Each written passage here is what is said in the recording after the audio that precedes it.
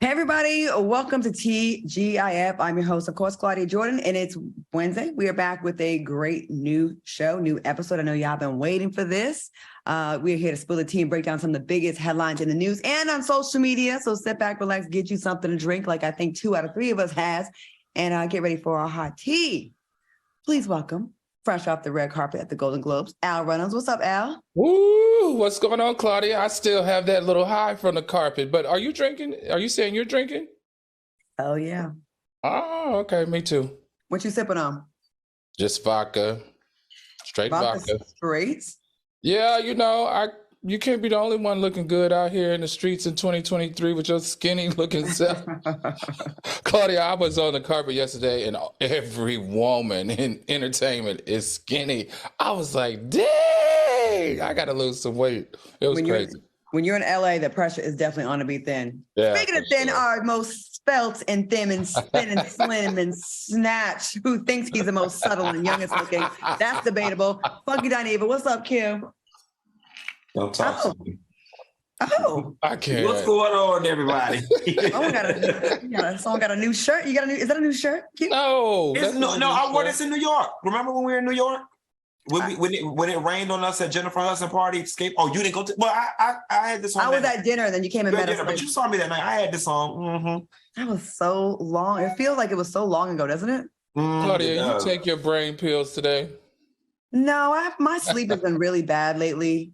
I gotta admit, so it's my sleep. It's messed with my mental. Like it's definitely I definitely have some sleeping issues. I don't know what the hell my problem is. I'm definitely up at all crazy hours watching Sex and the City marathons, and then also, murder mysteries. Like women, we like to watch like Snapped and Forensic Files, and that's not a good thing to go to sleep to. Mm-hmm. And now your mind bad. I know it is. Oh, all right. Listen, let's get into this. Our very own Al Reynolds caught up with some of your favorite celebrities on the red carpet of last night's Golden Globe Awards. Al, tell us about it. Did you get any tea? How was it? And was it exciting for you to do this? Oh my God, Claudia, it was magical. The love, Claudia, that FOXSOUL was shown by the Black talent on that carpet at one of Hollywood's largest entertainment, film, and television events was unparalleled. When I tell you, everybody talked about our show, everybody talked about FOXSOUL. It was just amazing. And this is the 80th Golden Globe, so it was huge. I was able to get to stop for FOXSOUL. And Claudia, you know how important this is. We got Childish Gambino, we got Letitia Wright, Viola Davis, Shirley Ralph, Niecy Nash, Jay Ellis, Tarzan Davis, Angela Bassett, Laverne Cox, Jennifer Hudson, Mo Better Plenty, Janelle James, William Davis. All of them stopped, and I think it had a lot to do to their respect for us being Black media. So I want to give a shout out to James DeBose for allowing me to do the carpet. Also Brad Hart, who stepped in and kind of saved the day to help me get some FOXSOUL signage that I needed. And lastly but not least, I want to thank Funky. Funky, thank you so much for encouraging me to step into this space and do this, because you saw something in me that I didn't even see in myself. I really appreciate it, brother. Everybody always asks me why I'm always giving him his flowers, but he's that type of guy when we have those late night conversations. So Funky, thank you so much. And for the tea, okay, I want to stay positive, but okay, let me just stay positive. I don't have any tea. The only thing that I think I was a little bit disappointed in was that there's still people that don't respect our Black media. And so people that look like us still kind of passed us by. Who walked past so I can like that stuff? Who walked past? Listen, I'm not going to call any names because it was such an amazing night. And so many people of color got so many accolades that we deserve and have been waiting decades to get. But I will say it's the very ones that you would least expect. And probably of one of the largest franchise, and one of their members won an award last night. So I'll give you that. I think it's important to call them out because we are Black media, and we sit there and complain about what mainstream media does to us. And then you have Black media right there. You position yourself on the carpet to be, accessible so they can come and tell their stories and get their shine. And for them to ignore, there's not a lot of Black media at those events. I've done them. Yeah, I was going to say, you know all about this, Claudia. And it's sad. Let me tell you the sad part. Give us a hint. Okay, so the hint is, he was a director of one of the biggest films of the year that was being honored, and one of his castmates won. Female castmates that won. Oh, I got it. I know it. So anyway, Clark, this is the funny part. We were positioned. I don't know if James did this. I don't know who got us this spot on the carpet, but we were positioned right as all the actors go in to do the main photography back, step and repeat. So you know how that backs up. So while it was backing up, we were able to kind of wrangle a few. And yeah, so you really got to see a lot of people's true colors. But it was still an incredible event, and what an amazing night. All right. Well, congratulations. And thank you for doing that for us and bringing us some tea. We figured out who it is, but we ain't gonna put him on blast just yet. Maybe Funky might. We'll... All right, y'all, let's get into the show. Eddie Murphy received the Cecil B. DeMille Award at last night's Golden Globe Awards and shared his definitive blueprint for up-and-coming dreamers to follow to achieve success, prosperity, longevity, and peace of mind. Murphy said the blueprint is pay your taxes, mind your business, and keep Will Smith's wife's name out your effing mouth. Are y'all here for Eddie's blueprint? Q, let's start with you. I think it was funny. I think it was hilarious. I think, we all want this slap thing to die down, but I'll take a little slap jab from Eddie Murphy. He probably, but you know what? Since he wanted to get in other people's business, he probably should have said, and stay away from street walking transsexuals as well. Because that's where he got caught up at in LA. Eddie, since you want to run out there and jab at other people's business, that's the fourth thing for longevity. Stay away from street walking transsexuals. Not to be confused with stay away from transsexuals, but just stay away from the street walking ones. Funky, he was being a good Samaritan, and that lady needed a ride home, and she fell off that building. What are you talking about? What building? What happened? His Eiffel Tower. Oh, we messy today. Al, what do you think about this? Listen, I was able to sit in the acceptance room. So whenever one of the recipients won the award, they came to the media room. Claudia, you know how this works. And Eddie was just of such poise last night and such confidence. Watching a guy that's been in the industry for 46 years, I thought, and everyone in the media room was asking him what his thoughts were about the slap. I thought this was brilliant, the way he added his comedic timing with his ability to be an actor to address it without really having to put his opinion to it. I thought it was cool and I thought it was safe, and I enjoyed him last night. Shout out to Eddie Murphy. Now, there's no question. Eddie Murphy is in like 5 of my top 10 movies. Like, he is such a talented guy. And again, talented in his media response, like his training. You know what I mean? Like, make it kind of funny, take the moment away from him. And I think that was like masterfully done to say that. But what's your favorite Eddie Murphy movie? Because that was one of my questions on the carpet for a lot of the stars. What do you guys think they said? Boomerang Coming to America. Harlem Nights. Oh, that's my favorite Eddie Murphy movie. Trading Places. Trading Places. And so what was good. Yeah, that was, but Harlem Nights was unanimous, kind of like the one that everybody kind of leaned on, even the young people. I'm Coming to America and Boomerang all day, but they're all good. He's super good. Eddie's a really good actor. And I believe it or not, I actually like Eddie better when he's acting in non-comedic roles, like when he's playing in a drama role or whatever. I think it really highlights his acting chops. And Life. Love that movie. Life. Man, a lot of quotables. All right, y'all, moving on from one great to the next. Mariah Carey is fighting for primary custody of her twins with Nick Cannon. The former couple currently share joint custody of their twins, but there are reports that Cannon rarely sees his twins because of his busy schedule and all them other kids he got. Are y'all surprised by the news? Al, what you think about this? Listen, no, we're not surprised about the news, but I am very surprised that Mariah Carey made it this public. That was very interesting because we don't usually see Mariah Carey get this messy like this.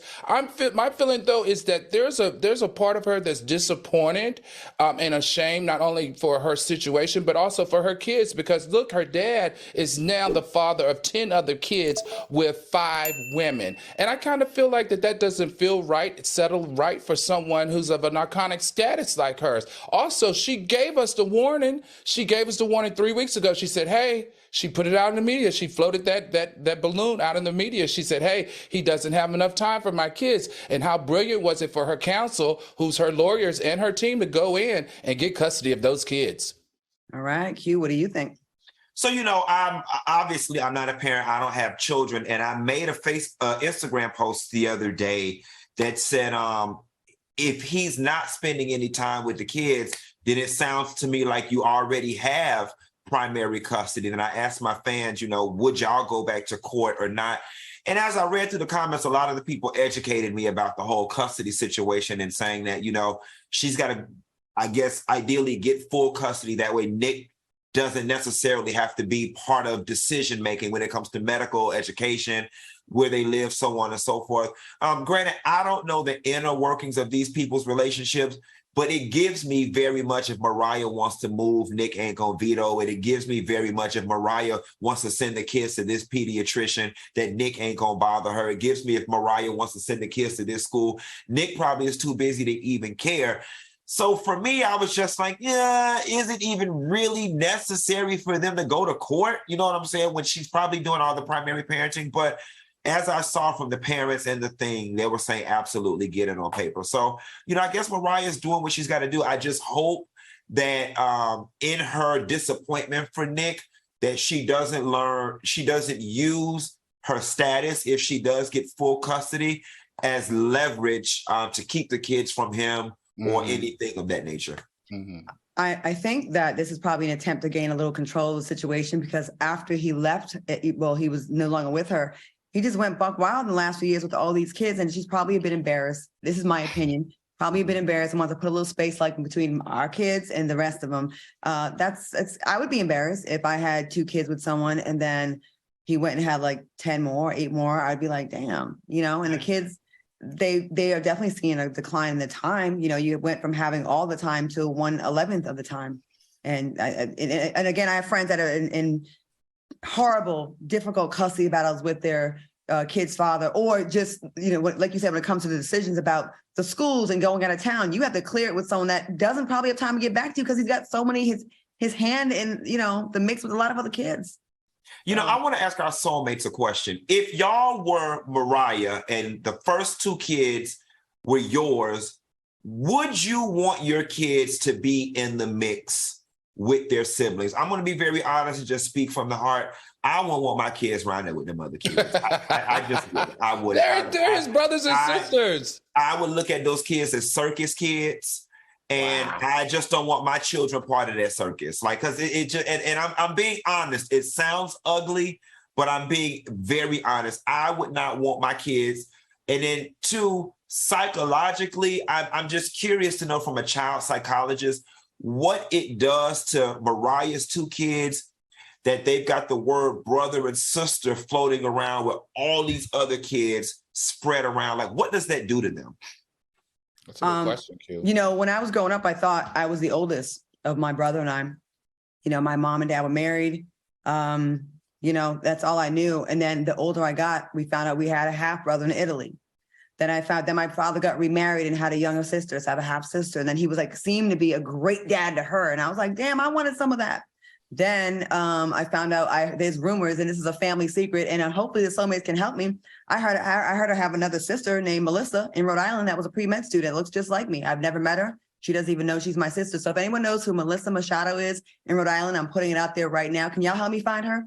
Wow, yes, Claudia, that was vulnerable. That was some good tea. I want to meet my sister, and I'm about to be 50. She's probably about to be 56, around that age, and we've never met. And I think so she's a doctor now. Well, I think it's trifling that you have siblings that you might that are in the same state or same city and you don't know them. And I would like to meet her. And I think it does do something to you because you think it's just us, and then there's other ones, and it's like, damn, I really didn't get to know these people. And this is my family. I have a very small family. A very small family. To me, that's why Christmas, really honestly, you guys, be really low key sad for me. Because I don't have a big family. It's not that many of us. And then know there's people out there that could probably add a little something to my life. It'd be nice to know them. Now, you know what, Claudia? I'm just sitting here thinking, now ain't no telling what life Miss Melissa done built for herself, what she done told her friends and her social circle, and you don't just blew up this lady life all on TV. This lady might have went and told her parents that she was related to royalty and her father was this, that, and the third, and now you don't just blew up this lady whole damn life. I got a feeling that you're gonna know Melissa by the end of the week. I heard she don't even know that that's her daddy. So that was big tea. Wow, that's some good tea, right? That's some good family. And I want to know if it's true. I want to know if the rumors, the whispers of my family is true. You know what? He gonna be mad if he sees this, but I'm mad that I have a sister that I never met. So there's that. And yes, I do need therapy. Okay, y'all. Moving on. Do we have time for this next story? I think. Yeah. Usually we don't. Okay. All right. The sister of late rapper Big Scar, who was signed to Gucci Mane's label before passing away in December, is calling out Gucci for allegedly not doing his part in helping to pay for Big Scar's funeral. However, Gucci Mane's wife, Akeisha Kiara, posted receipts that show Gucci paid $10,000 directly to the funeral home. But apparently Big Scar's sister doesn't think $10,000 is enough money. Take a look at why she feels this way. Gucci ain't help with the time I get no receipts with no 10,000 there. Hold that, they want enough. My brother's funeral was $60K in all, bitch. $10K. All right. Do you think she's being ungrateful? Also, there was also receipts showing that he also provided a bunch of flowers for this man. Whoever wants to go first on this. I think she's utterly disgusting. Like when I watched the whole video of her, I think she is disgusting. She's trying to, it's like clout chasing off your brother. First of all, I think what's the most disgusting is the entitlement. How is it somebody else's fault that your brother or your family ain't have they life insurance affairs in order, number one? Number two, you talking about that 10 ain't nothing. That 10 ain't nothing. Gucci ain't do nothing. 10 ain't shit on 60. Who the hell has a $60,000 damn funeral? Talking about the 10 was just for the flowers. Flowers die in 4 days. Why are you spending $60,000 on flowers? Then she said she got to get a casket. My brother getting cremated, and we putting him in a museum so nobody won't step on his grave. She meant a mausoleum. But which one is you doing? Because do she know when you get cremated, you go into an urn and not a casket? Do she even know what cremated means? And last I checked, when people get cremated, they don't, to my knowledge, put them in the mausoleum. But nevertheless, I think it was disgusting. I think it was nasty. She ought to be ashamed of herself. And I think it's worth mentioning that the young man's father took to social media with a completely different message and a completely different tone. The father was very humble. He was saying, thank you. That his thought, that the thoughts of those siblings that expressed that are not the thoughts of the family. And he was very thankful for the donation that Gucci and Keisha made. Oh, wow. Go ahead, Al. So much to unpack here, Q. You know, the girlfriend of Big Scar resonates the same thing that you said. She said that the family was taking advantage of her boyfriend's death. Like she mentioned that there was a music video that was produced by his brother that was there that she was embarrassed of. She was also embarrassed about how they were wearing his jewelry and flaunting it around at the funeral. I think this is, first of all, let me go back. First, condolences to Big Scar and his family. I mean, first of all, for the death of such a talented young man. You guys remember this guy had 327 million viewers on YouTube. He had 1.3 million listeners on Spotify. He was on the come up. He was set to perform at Rolling Loud and other huge concerts coming up. So I just want to say condolences to that. But to your point, Q, you're right. And Gucci Mane's, like Claudia said, Gucci Mane's wife also showed another receipt where she paid $10,000 for funeral services and $10,000 for flowers. And that to me is more than enough to take care of somebody who he considered family and making famous and huge in the rap game. Once again, people, get your life in order while you're living, because it shouldn't even be other people that are taking care of it. You're supposed to be taking care of your own expenses. That's not something you should leave to your peoples. Like, we all need to be having insurance, this kind of stuff. And this is disgusting how they're on social media complaining about people that gave you $10,000 or $20,000 towards your funeral. First of all, cremation costs about $5,000, $3,500 in some cities. Okay, it's not that much money. Do you want to profit from his death, or do you want this funeral to be taken care of? Because there is a difference. And we are in a society now where people die and folks want to run and start a GoFundMe and run that money up and then profit off the death of their loved ones. The money, I get it, is going to make you feel good, but it's not going to replace that person. And to go out there and try to humiliate someone that was generous enough to kind of donate something is so ghetto, so classless, and so freaking tacky. I wish someone would come for me after I gave them $10,000 towards their funeral. And in all actuality, she probably assumed that giving the $20,000 total would have been enough to cover the services. Who has a $60,000 funeral? Why would you have a $60,000 funeral when you can't afford for a funeral at all? That part. And I'm sitting here trying to figure out what makes a funeral 60, because I buried both of my parents, and I didn't handle my dad's. I handled my mom's exclusively.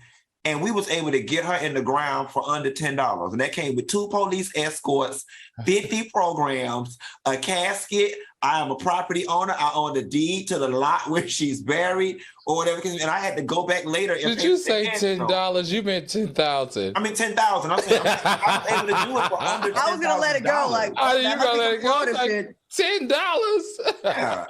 So maybe she wanted the money given instead of it paid. You know, when someone pays, like people ask for money and it gets. Maybe she wanted maybe they wanted the cash. I don't know. I don't want to speak other people. Because Gucci Man and his wife be stunting on the gram now, and in real life, all that millions and thousands. But you can't be watching anybody else's wallet and telling them how much they can be nice. And you folding boxes at the UPS store. Girl, get off my line. But that's the problem. Everybody be in everybody else's pockets, and they think, well, you have this, so you should have given me this. You should have done that, yeah. No, we should all have insurance. I'm going to get my burial insurance tomorrow so I can talk trash properly. All right, y'all. Over 4,000 people in the chat. Soulmates, thank you so much for the love. We'll be right back with more right after the break. Welcome back to TGIF. Shout out to the Soulmate detectives. I think one of y'all found my sister in Rhode Island. I'm not going to say the city, but y'all send me that information, and the family reunion going to be lit this year, y'all. Y'all got to come to this one. All right, y'all. Thank you so much. Send me that information. I definitely will follow up on it. All right. Democrat Eric Russell made history as he was sworn in as Connecticut's state treasurer, making him the first Black member of the LGBTQ plus community to win a statewide election in the United States. Now, people on social media celebrated Russell for his success, but they also expressed disappointment after discovering that he is married to a white man. Someone posted, "Man, I swear white dudes are getting all the good bleep men. We need to hold an emergency town hall or something." Another person wrote, "All these first Black men and women all have white partners, from the White House to the Supreme Court to local legislators." I want to know, what are your thoughts? And is there anything to the mindset that some successful Black gay men are attracted to white men? Q, let's start with you. What do you think about this? Set it out. Are you attracted to white men? She's a white lady. I mean, whatever. It's we don't really have enough time to really unpack this whole issue on the show. I'm just gonna say this in short. Why do we do that? You know what I'm saying? Like, if this man would have been a postal worker and or whatever, we wouldn't have gave 2 hells that he was married to a white man. First of all, we didn't even know who this man was until a few days ago. At least I didn't know who he was until tonight, till we read the stories. We wouldn't have cared. And then the minute they come into a little level of something, and then we find out they have a white partner, we get all up in arms. I just think the Black community, we really need to spend some time and sit down and really unpack why we do that. Because on one token, we can't be pushing for equality and be treated equal, and this whole narrative about, we're all the same. And then on the next token, we want to slight people when they get with a white partner. I mean, I don't know. Yeah. Well, Q, I'm not as mature as you. I don't like it. If we're going to keep our foot on the necks on these African-American athletes in football and basketball for dating white women, then we need to keep our necks on these successful, multimillionaire, wealthy, Black entertainers and LGBTQ community havers that have white significant others. Don Lemon, Billy Porter, Lee Daniels, here's his Spanish, Karamo Brown, Ryan Russell, Sean T, Mike Sam, WWE wrestler Darren Young, RuPaul, Todrick Hall, Coleman Domingo. Come on now, you mean to tell me of all the people that you have to choose from that look like you and I, that you can't find one of us today? Well, I have a problem. I told you there was a lot for us to unpack, and we don't have the time here to unpack it. But there's, I wish we had a longer show where we can get into the reasons why sometimes, particularly in our community, people go that way. Right. Let's not, if we're going to have a damn conversation, let's have it. Let's not pretend like Negroes in certain spaces be damn popping. You know what I'm saying? It's like it ain't an overabundance of highly successful and qualified Black men. Women, y'all are experiencing that issue. You are qualified. You are qualified, Funky. Look at the people that I just mentioned and look at their significant others. Google it online and tell me you don't stand toe to toe, 10 toes down with anybody that any of them are with. I don't come across them people per view, and I don't stay around them people, and I might not be them people type. I mean, what he's saying is they ain't at the bar with the Hanukkahs. Right. Like they don't be in his social circle. Right. I'm gonna say this: it's really none of our business. Like they can be with who they want to be with. If you love, my whole thing has always been the motive.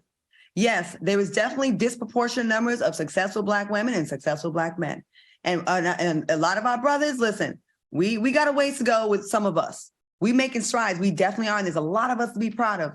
And I do know it's hard to find a mate on your level. That is definitely hard for all of us. If your motive is, I don't like Black people, so I'm going with white because white is better, then I can't rock with you. And that's a negative. And I don't want to hear nothing about you talking about being pro-Black. That is one thing. If you happen to fall in love with someone that's in your social circle, because if you're an overachiever, most likely you spend a lot of your time in your career, at work, and social events around your job. So you're going to be around people that are in your social circle. So that's who you have to choose from. I get that. If you're avoiding your own to leapfrog over them to get to the white people, I can't rock with you. See, this is the issue with me though. If it's a trend, then I'm concerned.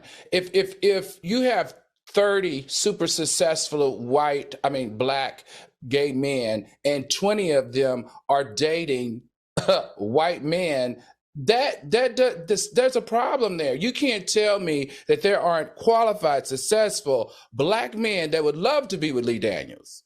Well, one of the most successful directors in the business.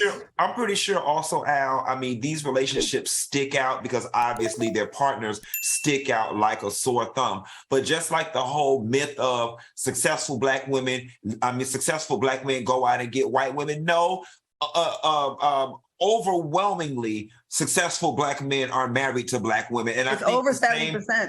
The same holds true in our community. I think these just stick out for whatever reason. But I'm sure you could run down the list of, first of all, everybody in our community is not even out, number one. You know what I'm saying? But if everybody, all things constant, came out of the closet, you would probably find that the successful Black gay people probably do have Black partners. Okay, I can say, okay, so name 3 that you know that are successful and out, like these guys that I named. I don't know, because everybody, I think this is so nuanced. I think in this situation, the first thing we have to address is being out. Like, everybody is not out, and let's not pretend like in these high level spaces, especially in the business space, that they're allowed to be out. I'll speak on, and of course, I'm not gay, so I'm not speaking for the Black community, but I'll just speak about in the heterosexual community, okay? We don't really hear about Morris Chestnut and his beautiful wife. We don't really hear about Sam Jackson and his wife, but she's a Black woman. We don't really hear about successful Black marriages with a couple of members, because it's not controversial. But when it's white folks, it does stick out, and it does make us feel like it's everybody, but it's really not. But like I said, it's the motive. If you're like, I don't rock with N-words and white is right, because let me tell you something. One time I went to the ESPN, had a party at the Playboy Mansion with all these young, hot football players and athletes. I was walking around. I think I told the story before. And I overheard so many brothers say, I'm so glad there's no Black girls here. And I was like, can't rock with y'all. But if you happen to fall in love with someone that happens to be white and you didn't seek that because you think it's better, that's a difference. Don't you think? Well, I feel like this, and I'm going to leave it right here. We have how many Black billionaires? 3, and not a single one of them are married to a Black female. Jay-Z, does he count? Is he a billionaire? Is he registered as a billionaire? I was thinking maybe on the business side. Yeah. Well, I know some. My friend Samad, he's a very wealthy Nigerian man, and he's a billionaire. He has I think about 5 of them things, and he has a Black wife. I'm saying it doesn't get the coverage. You know what I mean? It just doesn't. But if he was a white woman, we'd be like, all the billionaires got white women. But yeah, you know, listen, it does happen for sure. And I'm with you, Al. I would love to see, like, when I look up someone and be like, damn, Annie got a beautiful, like, that Black nuclear family. I think that's beautiful to see. I feel your pain on that. I do. It's almost like when Issa Rae was asked who she voting for, and she said all black. That's kind of how I feel. And I know it doesn't make sense, but it's like when I see successful gay black men, I just want them to be successful with another gay black person. That's it. I said I wasn't mature. This conversation is so nuanced because let's not pretend, Al, like half those names you call are people who are white adjacent. Todrick Hall, white adjacent. RuPaul, white adjacent. RuPaul is not finna be with a collard green, cornbread, red Kool-Aid drinking Negro. You know what I'm saying? He occupies white spaces. You know what I'm saying? So that's another part of it too. And Rihanna got a black man. They married yet, but she got a black man, another billionaire. Hey, speaking of two black, successful gay men, Funky. You had a back and forth convo on Instagram with Monique from Love After Lockup, and then it got real crazy with you and Rolling Ray, and we have to get into this whole story. You posted a still, huh? Go ahead. You posted a still from the show and wrote, she can't possibly believe he wants her. And if y'all want, we can go around and around to unpack that, or y'all can accept it and move on. Now, Monique saw Funky's response and clapped back with, now this is what I don't like. When these men be in females' business, don't worry about who want me. You a whole man trying to bully and fat shame a woman. Because who want you? Because I'm sure you ain't getting chose out here. I mean, look at you. Now, Funky, you responded with, I'm not going to argue with her nor her seatbelt extender. Now, Roland Ray decided to add his 2 cents to the discussion, and he wrote, Funky's dead wrong. I don't know what community that he's in. Most tops wouldn't want him, nor be in an open relationship with him. Roland Ray added, let this woman be happy in her truth with her dude. Funky, I got to ask you, what's going on between you and Monique? And is there anything you want to say to Roland Ray? So, you know, it's so funny. The people on Twitter was telling me that Roland Ray had said something. That's actually the first time that I even heard or saw what Roland Ray had said. And to be quite honest, I don't have anything in response to say to Roland Ray because it's nothing. Nothing. Because there's no way for it to just not get vulgar and be about him in the wheelchair. It'd be intellectually lazy of me to try to read the likes of Roland Ray. You unlocking your it just is. I wish anything that came out of Roland Ray's mouth would move me to chorus. I mean, it's right. As far as this lady is concerned, listen, you know, I've been seeing all the clips on social media, you know, how she buying him Gucci, how he got out the car and didn't introduce her to his friends, how she putting cameras in his mama house because he, you know, trying to be controlling, how he ran up the tab for $500 of food at the situation, coupled with her physical aesthetic. You know, I'm not going to beat around the bush, and I'm not going to be browbeaten into acquiescing into the delusions that y'all are trying to feed. And y'all are not going to sit up here and tell me that boy wants that damn girl. He's a prison jailbird who found a meal ticket. Now, listen, you know, here's the thing. She's buying him all the things that she's buying him and peddling through prison pen pal books. Why? Because on the open market, she is found to be more on the undesirable end of things. And that's not shade. It just is what it is. In this life, we all have leagues, okay? And I'm not sitting up here pretending like I'm the finest damn thing on the damn planet. I know what league I play in. All things constant, that boy would not walk up and down the mall. And if he saw her walking past, look at her ass twice, okay? And that's not saying that big women can't get boyfriends. That's not saying that big women are not worthy of love, because they are. And there is a lid for every pot. But it is beyond obvious based on their interactions that boy is not interested in that girl, and she knows it as well. That's why she has to pay for his love. She's over there paying for conversation. What do you say to people that say, oh, Funky, you're coming for black women, or you always come for black Kiss women? my ass. Kiss my ass. Kiss my ass. The narrative is always I'm coming for black women, but what people fail to realize is that reality TV is solely black women. The urban shows. Carlos King said it a long time ago. Male TV is boring. You see what I'm saying? So it's this I'm coming for black women. No, y'all want me to review the shows and talk about the shows, but the shows are comprised of who? Mm-hmm.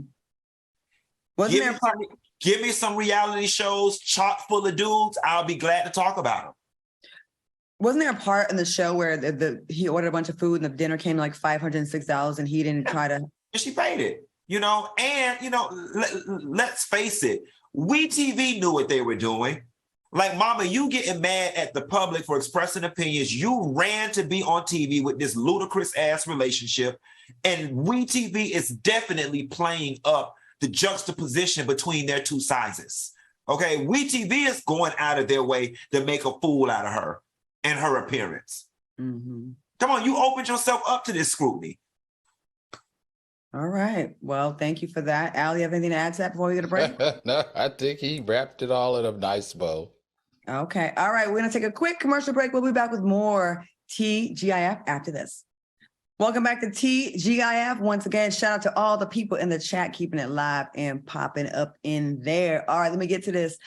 Charging higher interest rates is how banks make more money, and they take a lot more money, a lot more of your hard-earned money if your credit score is just okay, but not great. Now, ScoreMaster, the new science in accelerating credit scores, puts you in control of your money, not the bank.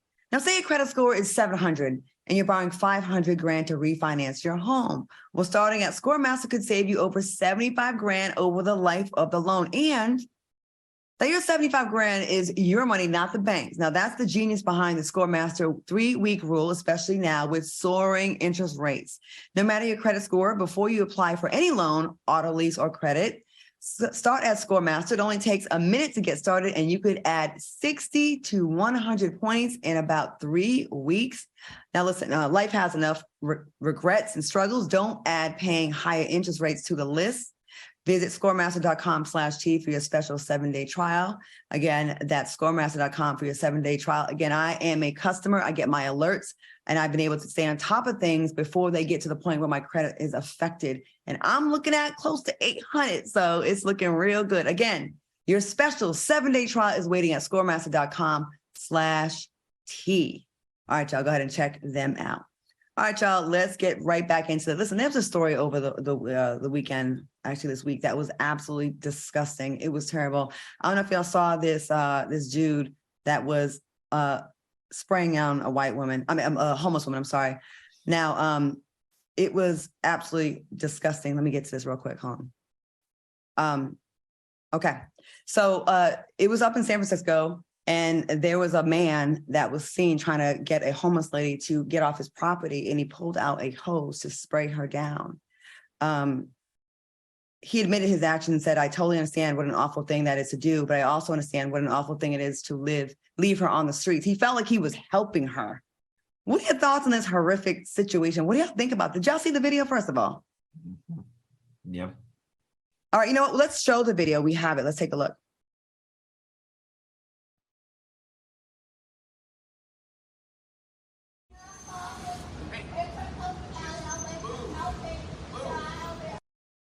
All right, Claudia, I'm going to jump right in here on this. So, it appears that it was a Black female. Mm-hmm. This was disgusting. I was appalled. I was downright enraged because the first thing that this reminded me of is those white men that sprayed those Black people that were at the March on Birmingham in 1963, right?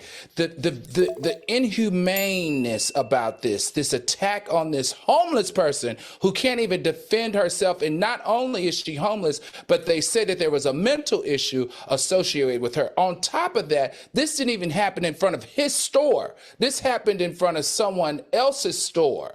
Now, he is even familiar with her. So the gall of him to feel like he has the right to spray her and treat her as bad as those racist white supremacists did us on the march on Birmingham is beyond disgusting. Now, this is what I'm going to need. Now, the mayor of San Francisco is Black, and her name is London Breed. Miss Breed, I need for you to make sure that this white business owner is prosecuted at the highest level, because there's no way anybody would treat a Black mental homeless woman like that in my city. It's unacceptable, and I can't wait to see the answers that this community is going to provide for this woman. He claims there were repeated attempts to help the women over the past couple of weeks, and that nearby business owners were complaining that she's blocking the entryways.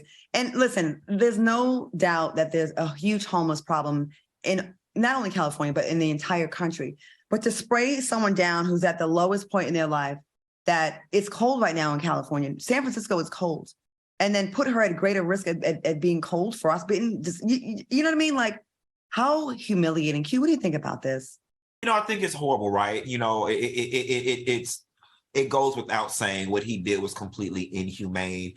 I read the article and I read some of his frustrations and some of the other business owners' frustrations, which was, homeless people in general leaving messes in front of their stores, hampering the right of way, keeping people from being able to come into their business peaceably. And I can completely understand somebody's frustration with homelessness, period, in front of their business.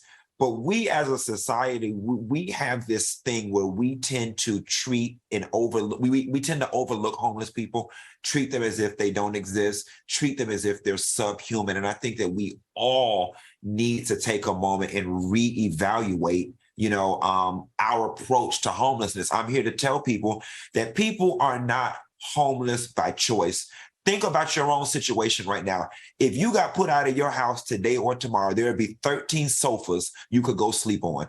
When you get to the point where you are sleeping on the street with the sign smelling like pee and begging for food and eating out of the garbage, 9 times out of 10, it is mental illness. We have this fallacy oftentimes that everybody that's homeless, they're on drugs and they need to get a job. That is not true. Oftentimes people with mental illness, particularly schizophrenia, they get on drugs to quell the voices. How do I know these things? Because my brother almost became one of those people, and he is schizophrenic. It never got to the drug point, but my brother, when I saw my brother walking up and down the street in 100-degree weather in army fatigues with no shoes on, mumbling and bumbling to himself, it made me reevaluate how I view homeless people. And so it really is, the homelessness isn't the issue, it's mental health. And I hope, to Al's point, that the mayor can provide some type of services for this lady. Also, the issue here is that's assault. I don't care if she was homeless or not. You don't have the ability or the right to spray me down like I'm an insect or trash to get rid of me or make me move. But that just shows you how unsympathetic a lot of people are. They look at them as disposable humans, that they don't matter because they don't have money. And that's a huge problem in our country, in our society, actually in the world right now. And it's so sad. Imagine being at rock bottom, and then on top of all your other issues, you get sprayed in the face with a hose. All right, and where's she going to go to dry her clothes? Outside. It's going to take forever being cold like that. Right. All right, quick commercial break, you guys. We'll be back with more after this. Welcome back to TGIF. Ladies and gentlemen, we have some very sad news to report. 51-year-old Lynette Diamond Hardaway from the pro-Trump duo Diamond and Silk has passed away. And because Diamond and Silk gained national attention for their staunch support of former President Donald Trump, people on social media were not too sympathetic about Diamond's death. Someone wrote, "Ancestors about to greet her at the gates with a switch." Another person posted, "I guess he lost the vote, huh?" Damn. Do you think people are out of line for poking fun at Diamond's death because of her political stance? Al? I didn't like her politics, but I don't like the fact that people are making mockery of it. So, yeah. Okay, that's it. Okay, Q? This is hard for me because the human, mature, responsible part of me is like, someone died, right? And it's never good when someone dies. The honest day-to-day part of me just doesn't give a damn. Like, I really don't give a damn because of her politics and because of her cooning. You weren't for the people, you didn't help me, and I just find it so ironic, some would say poetic justice, that you died of COVID. One of the things that your savior and your prince and the person who you kissed the ring to said was a hoax and had people started this politicized wearing masks and all this type of stuff. I just find it so odd that you died of COVID. But I want to be very honest with you, based on the negative emotions that she made me experience, I really don't give a damn that she died. I'm not of the school, and people can be mad at me if they want to, but so someone can behave a certain way their whole life, right? And be horrible. Actually, they could make an argument for them being responsible for some other deaths, because there's a lot of people that were Trump followers that were just not taking COVID seriously. that later on passed on. Herman Cain was one of them, right? And just not taking it seriously, kind of mocking it, making fun of it. And then to succumb to that, when you have a huge platform like that, I just wonder the damage that she may have done with these staunch followers, you know? And I don't think because someone passes away, we supposed to get amnesia and act like what they did when they were living is wiped clean. I don't agree with that. And maybe that's wrong. I don't know, but that's how I feel. If someone in life was trifling, I'm not going to pretend they weren't because they passed away. I won't dance on their grave, but I'm not going to pretend and act like, because people are so fake when people die. People you don't like, you don't rock with, all of a sudden it's thoughts and prayers. Oh, they weren't so bad. But when they were alive, you didn't have nothing for them. Now, I didn't like their politics either. And I thought they were complete embarrassments as far as politically. I don't know what kind of person she was in her real life to her people. And she was a good mom and friend. She may very well have been. And for that, I'll be sad for that. But I'm not going to sit there and pretend that she was a better person than she was because she passed away. And I'm not going to celebrate either. I think that's fair. All right, y'all, last break, and we'll be right back with more after this. Welcome back to TGIF. Okay, y'all, in honor of our fashionable peers who hit the red carpet at last night's Golden Globe Awards, let's play a game of hit or miss to find out which celebs understood the assignment. Are y'all ready to play hit or miss? Let's do it. Let's do it. Okay, first up is Miss Angela Bassett. Was she a hit or a miss? A hit. A hit. Angela always serves. The body is good. She always dresses classy, age appropriate. I love the hair. It looked like she's paying homage to old Hollywood. It's giving me very Marilyn Monroe back in the day. I loved it. Okay, Al? I agree. That was definitely a hit. And you guys saw from my Instagram, I stole a hug from that beautiful woman. What a night she had. She looked like she smelled good. Did she smell good? Oh, she definitely. You know how some people just look like they inherently smell good? She looked amazing, and this lady does not age, and one of the best actresses in the game, actors in the game. All right, next we have the creator of Abbott Elementary, Quinta Brunson. Was she a hit or a miss? Quinta was definitely a hit. I saw her in person. She's so tiny, and I felt like that whoever designed it knew exactly how to give her the silhouette with the combination and contrast of the red and the black, along with the lace and the silk. She just looked absolutely darling, and her makeup was flawless. I say definitely a hit. Q? I'm gonna say she's a hit. I personally am not a huge fan of the dress. I could have did without the pom-pom at the bottom. I would have loved to have seen it go sleek and just all the way down to the ground. But the pom-pom does, make it different and give us something to talk about. So shouts out to Quinta. I usually don't like those kind of dresses, like the mermaid dresses, but she looked good. It looked good on her. It gave her, since she's so short, she accentuated her curve. Yeah, it really made her look long. All right, how about Billy Porter? Was he a hit or a miss? I saw Billy Porter when he did the step and repeat. He was a big deal. It was almost like a contraption on him.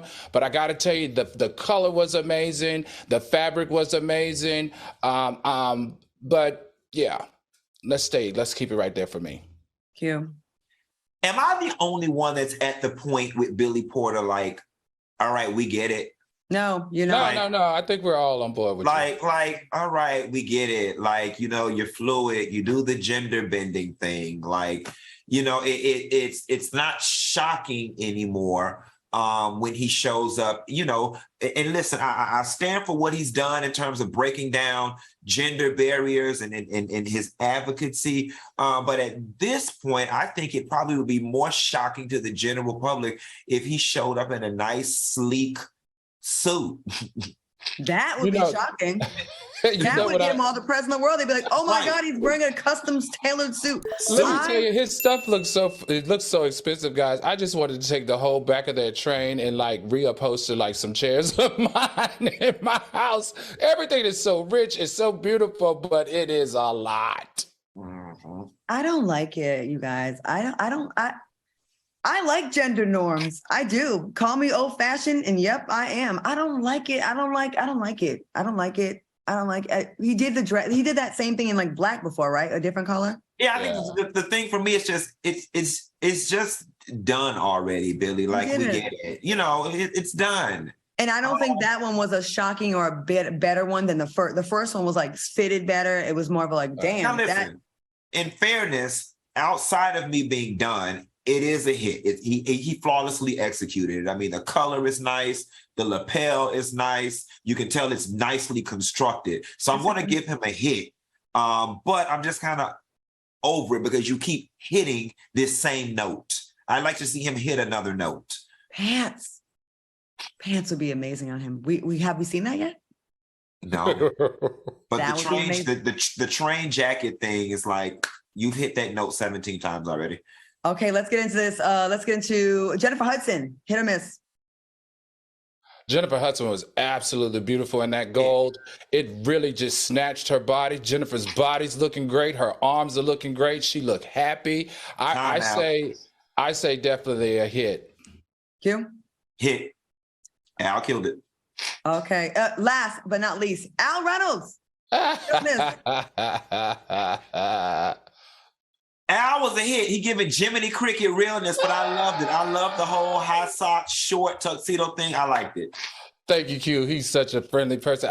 It was a hit, obviously. I thought it was a hit. I'm gonna go. It was a hit from the waist down, from the waist down, waist up, from the waist down. I don't know what the hell that was, Al Reynolds. But we're gonna talk about that on Friday. Thank you so much to my co-host, Al Reynolds, Al Red Carpet Reynolds, and Funky Dineva. Stick around for a kitchen talk, and we'll see y'all on Friday. Bye, y'all. That's amazing.